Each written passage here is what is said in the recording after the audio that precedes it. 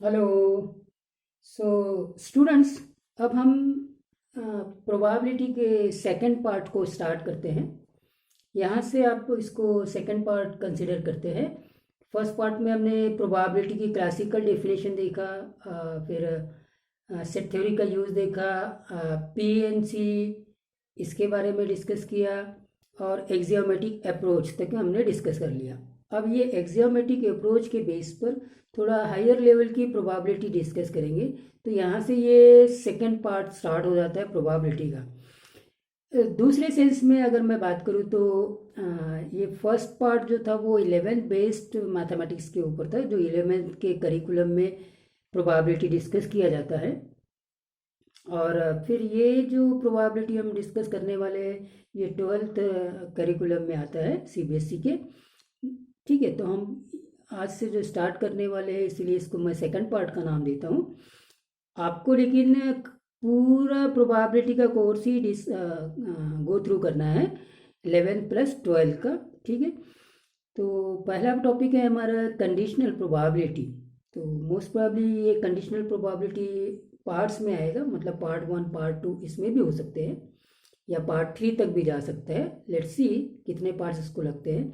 तो conditional probability क्या होती है उसको चेकआउट करते हैं।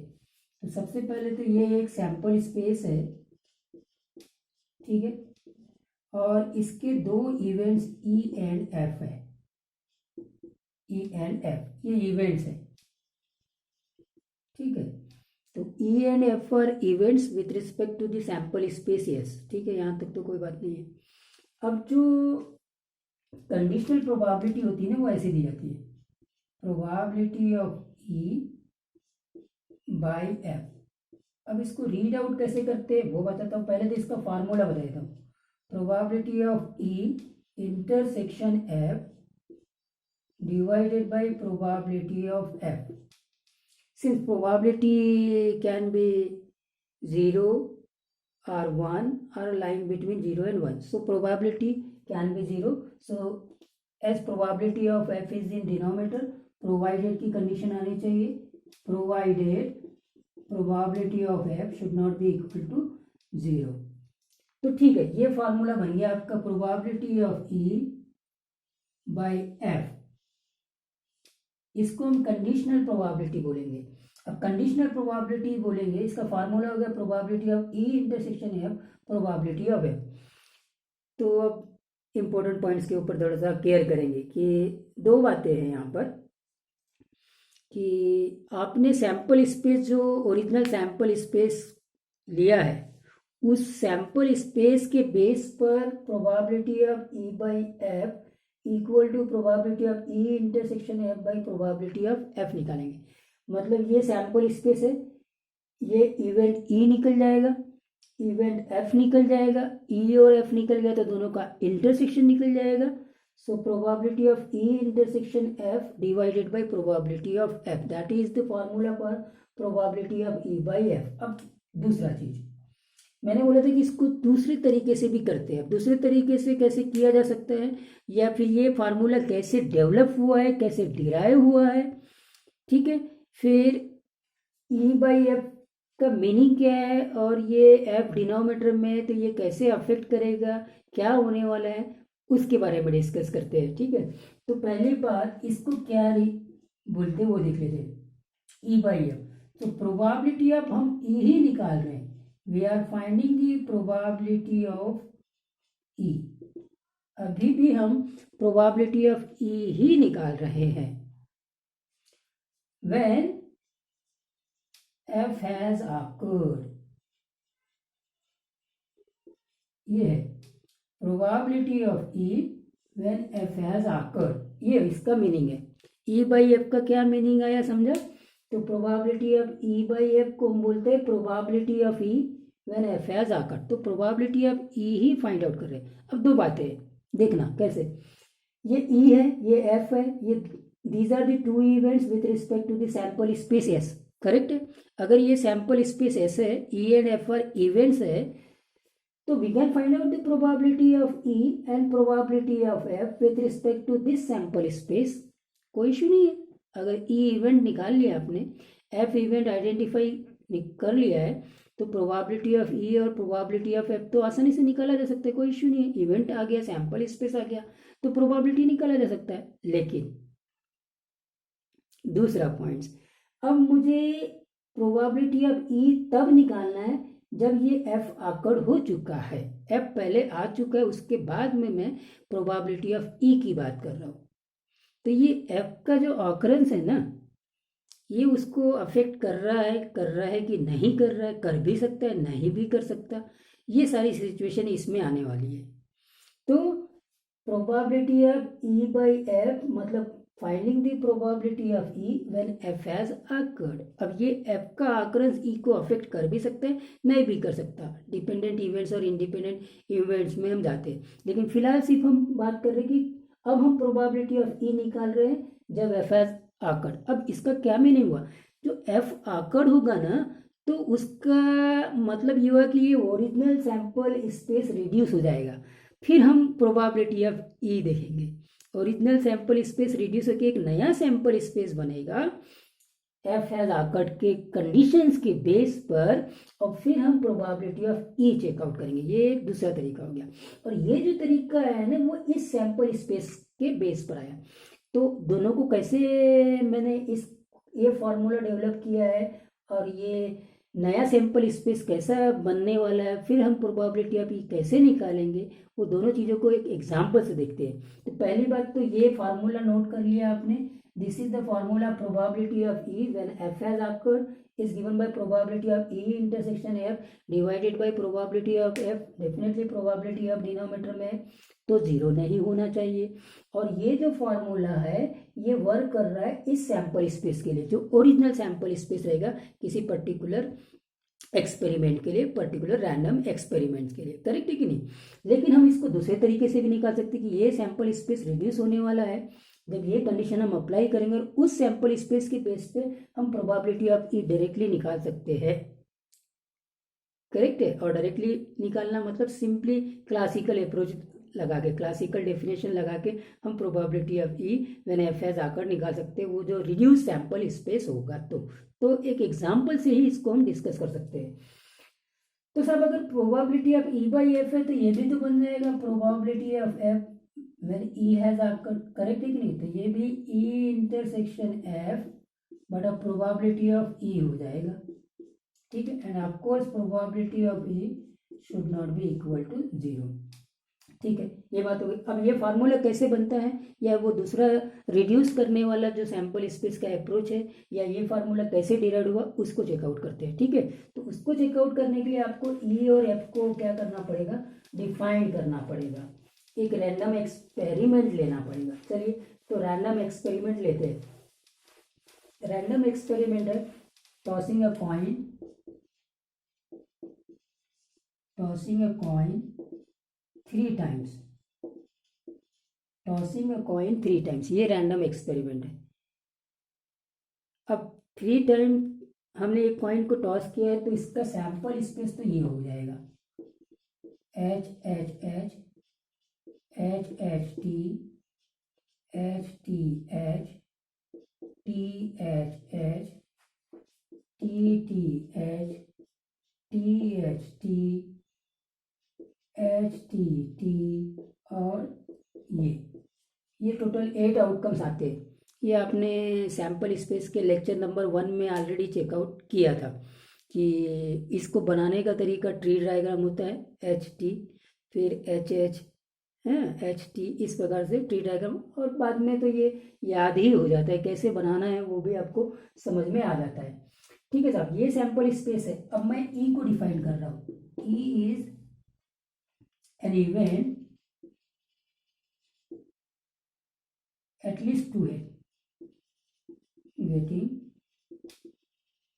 at least 2 head, ये मैंने लिया, ठीक है। An event getting at least 2 head, at least 2 head, इसका मतलब ई जो होगा at least वर्ड है तो ये ट्रिपल एच भी आएगा, एच एच टी भी आएगा, एच टी एच भी आएगा, टी एच एच भी आएगा, करेक्ट है। बाकी यहाँ पे 2 हेड तो है नहीं तो ये नहीं आएगा, ठीक है साहब। एफ देखते हैं। F is an that first toss of coin shows tail. First toss of coin shows tail. F is an event that first toss of a coin shows tail. पहला कॉइन टेल शो करना चाहिए. तो F क्या आएगा? F में आ जाएंगे, यहाँ नहीं है, यहाँ नहीं है, यहाँ नहीं है, ये आएगा THH. फिर ये भी आएगा TTH. फिर ये भी आएगा THT. HTT नहीं आएगा, ट्रिपल T आ जाएगा. First coin shows tail. तो जहाँ जहाँ पहली बार टी है वो सारे के सारे इसमें आ जाएंगे. तो ई और एफ दोनों डिफाइंड हो गए. करेक्ट है. अच्छा साहब, आप अगर ध्यान देंगे ई इंटरसेक्शन एफ, इसमें ई इंटरसेक्शन एफ क्या है? देखो, ई इंटरसेक्शन एफ, एच एच यहाँ नहीं है, एच एच टी यहाँ नहीं है, एच एच टी नहीं है, एच टी एच यहाँ नहीं है, टी एच एच यहाँ पे भी है, टी एच एच यहाँ पे भी है. तो ये कॉमन हो गया THH. अगर आप इसकी प्रोबेबिलिटी निकालो, पहले इसकी ले लो. इसकी प्रोबेबिलिटी क्या होगी? देखो, 4/8 मतलब 1/2. एफ की प्रोबेबिलिटी देखो, प्रोबेबिलिटी ऑफ एफ भी 4/8 मतलब 1/2. और probability of E intersection F की अगर मैं बात करूँ तो 1/8. ये बात आ गई. यहाँ तक सब क्लियर है, कोई इशू नहीं है. ठीक है साहब. अब आपको क्या करना है? अब मुझे फाइंड आउट करना है probability of E when F has occurred. Probability of E when F has occurred, इसका मीनिंग तो समझ में आ गया. Now we have to find out the probability of E when F has occurred. तो अब क्या करेगा? ये ई मतलब finding the probability of getting at least 2 head when f has occurred. मतलब f occurred हो गया मतलब क्या आ जाएगा? देखो, अब एक नया सैंपल स्पेस बनेगा S1 जिसमें मैं बोलूँगा f has occurred. f कहाँ पर है भाई? f ये है THH, TTH, THT, TTT. f has occurred. Now this is f. ठीक है. S1 भी बोल सकते हैं, एफ भी बोल सकते हैं. ठीक है. एक नया सैंपल स्पेस के कारण मैं इसको S1 नाम दिया. अब इसको एफ तो ऑलरेडी दिया ही हुआ है. तो व्हेन एफ हैज अकर्ड, अब इसमें मेरे को प्रोबेबिलिटी ऑफ ई देखना है. तो इसमें जो ई बनेगा, इसमें ई बनेगा, E is what? Getting at least 2 head. At least 2 head मतलब क्या आएगा? THH आ जाएगा. बस THH ही आएगा. तो इसके हिसाब से प्रोबेबिलिटी ऑफ ई जो होगा वो 1/4 होगा.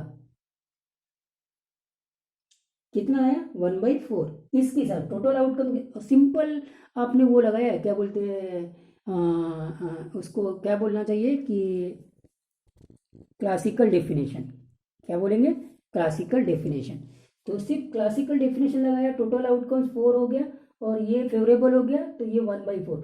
तो probability of E when F has occurred, ऐसा हम बोलेंगे, दैट इज इक्वल टू 1/4. ये आंसर होगा. तो ये डायरेक्टली पहले तो एफ इवेंट को लिख दीजिए, एफ इवेंट को लिख दिया, फिर प्रोबेबिलिटी ऑफ ई निकालिए. इसको हम बोलेंगे probability of E when F has occurred. तो आंसर कितना आया? 1/4. अब मैं वो फार्मूला जनरेट करता हूँ जो अभी आपको बताया था. अब आप देखेंगे ये तो आंसर हो गया, लेकिन इस सैंपल स्पेस से नहीं निकला. ये सैंपल स्पेस ये बन गया. अब ये मेरा इस पर्टिकुलर प्रॉब्लम्स के लिए सैंपल स्पेस बन गया था एफ, सैंपल स्पेस. इसलिए मैंने इसको नाम दिया था S1. कोई इशू बिल्कुल नहीं होना चाहिए. करेक्ट है कि नहीं? हाँ. और फिर उसके बाद में प्रोबेबिलिटी ऑफ ई निकाला. ई इवेंट क्या है?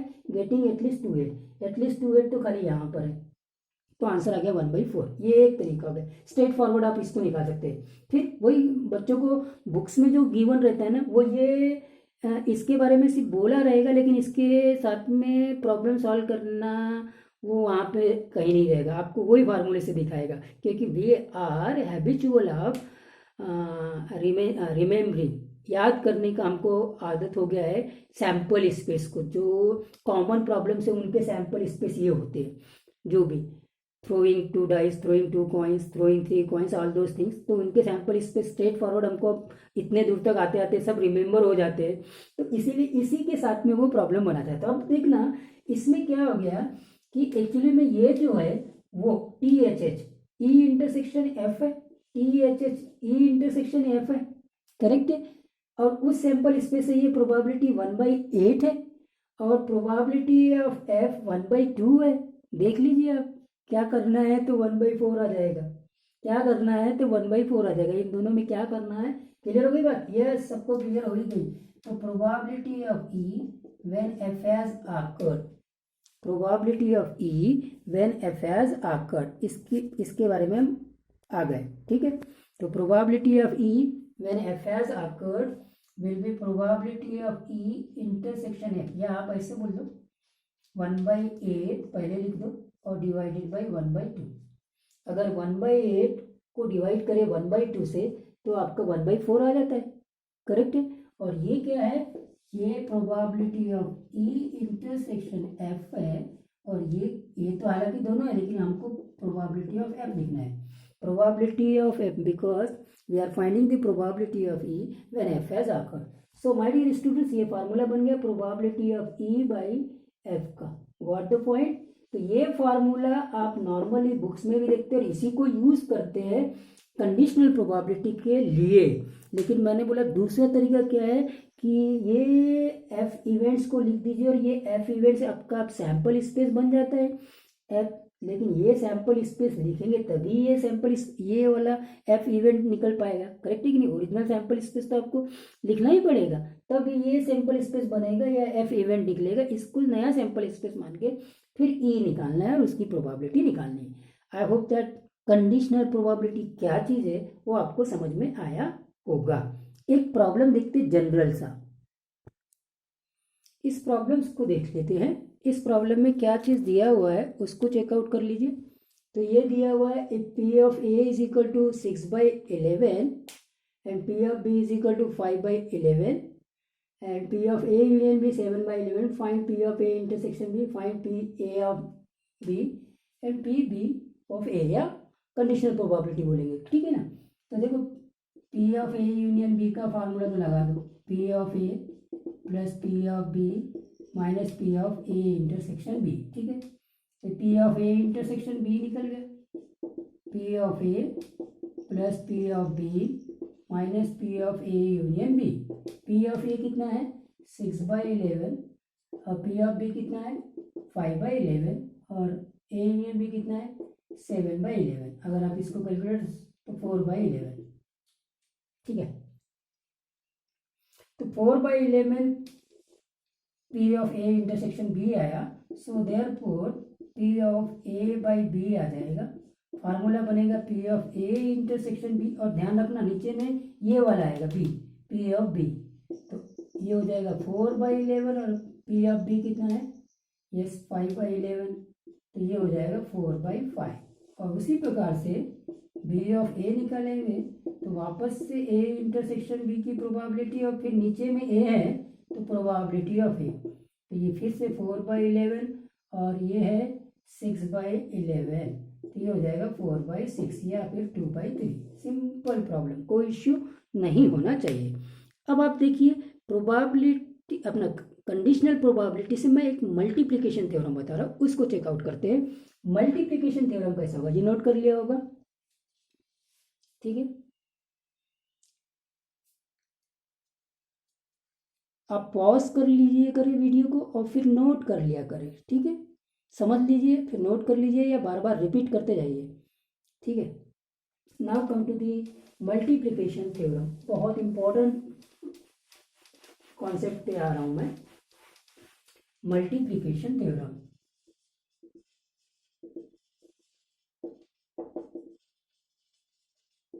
ठीक है। तो देखो P of A by B, इसकी अगर बात करूं तो P of A intersection B by probability of B होगा।